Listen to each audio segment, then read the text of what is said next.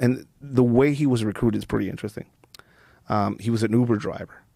This kid, again, you will look at it, this kid, if you found him somewhere, just normal kid.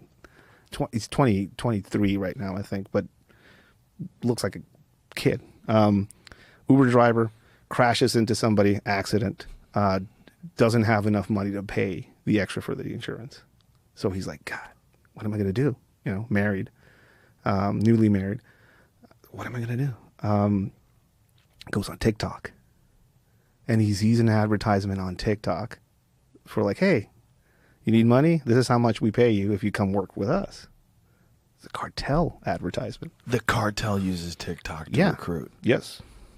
Facebook, TikTok. Of course. But totally makes sense. But specifically TikTok is one of their biggest recruiting methods. And it's in the open. It's not like you have to access this private page and go and do this. No, it's like, hey, you want to come work for the 4 letters is the way they call themselves? Yeah. Just call this number, right? So he called this number, and he was like told to meet somebody at a bus station. He goes, meets these people at the bus station. They put him in a car. They check them, like, give me your phones. Give me, like, we don't want to be tracked.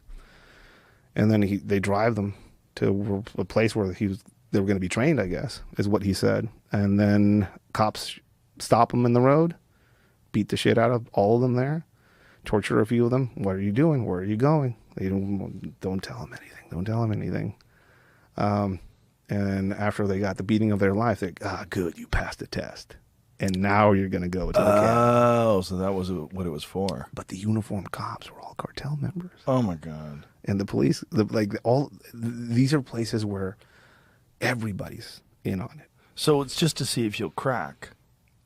He gets driven to one of these ranches, these training camps. And it's not like, I remember seeing the Al-Qaeda training camps where the guys are on the monkey bars and stuff like that. These are military compounds that are in the Sierras and in the mountains. There was a case recently where they thought they found these mass graves that turned out to be actually training camp. There were dead people there, but they found all these shoes that they were calling it Mexican Auschwitz. But what they actually found is a processing space. Like, you go there and they strip off all your clothes and your shoes and they leave them there because they give you new shoes because they don't want to be tracked. So it was one of those processing places. So then you end up in some of the training camps. He describes active duty military personnel training them in the hills. Mexican military personnel training them in the hills.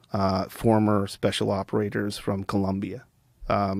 Some former special operators from Mexico. Some from America as well, right? There's rumors, and again, I've not talked directly to anybody that knows of that, that has had eyes on them, but there are rumors of at least 2 American specialists of some sort